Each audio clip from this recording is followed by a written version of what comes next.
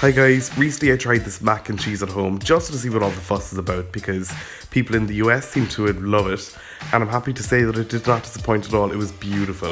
The first time I had it though, it was made by an American college roommate of mine, and it was made out of a packet, this instant thing with powdered cheese, and it was disgusting. I just didn't get it at all. But the real deal is so much nicer. Start by cooking your macaroni. I'm using this regular kind of macaroni, but you can use elbow macaroni if you want. I couldn't find it, but it seems to be a lot fancier.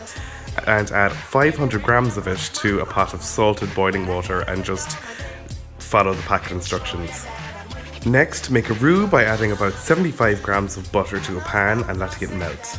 Then add in about 75 grams of flour and whisk in until it's all combined and pasty, and let it cook off for a few minutes just to cook off the raw flour taste. Now you add a teaspoon of dried thyme, half a teaspoon of cayenne pepper, and a teaspoon of coarse ground black pepper.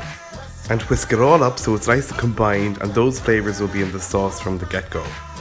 Next, add 250 milliliters of cold milk and just whisk it up until it's really thick. You have to use cold milk here because for some reason that'll prevent lumps from forming. Now that it's good and thick and bubbling, add in another 500 milliliters of cold milk and whisk it up and let that come up to a simmer. But as it's coming up to a simmer, you're going to give it a little grating of fresh nutmeg. You can add a pinch of the powdered stuff if you want that you can buy in the supermarket, but this stuff is so much nicer. By the way, this stuff is good in all bechamels and it's really good in mashed potato as well. So it's definitely worth buying yourself a microplane grater and a few nutmegs. Give it a little mix and then add 2 tablespoons of Worcestershire sauce. This is the only non-vegetarian ingredient in this dish because the original version has anchovies, so I got the vegetarian version. After that, you add 1 teaspoon of Dijon mustard and 1 teaspoon of sea salt flakes and mix all that up. By the way, it was here that I noticed that my macaroni was finished cooking, so I took it off the heat and strained it before I added 250 grams of grated sharp red cheddar to the bechamel. And then just mix it up until all the cheese is melted and the sauce is thickened really nicely before you take your sauce and pour it over your cooked and strained macaroni and mix all that in. Now take a casserole or a gratin dish and pour all your macaroni cheese into it. You can finish off cooking this now, or you can set it aside and finish off later. Whenever you do want to finish it, just top it all off with some more grated sharp cheddar.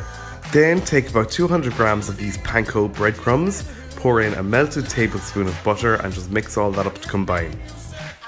Then just sprinkle over your macaroni. You probably won't need all those breadcrumbs, just sprinkle a little bit if you want it a little crispy and a lot if you want it really crunchy.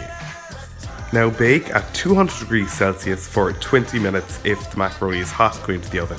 If you've let it rest and it's come down to room temperature, you're probably going to need to give it 40 or 50 minutes.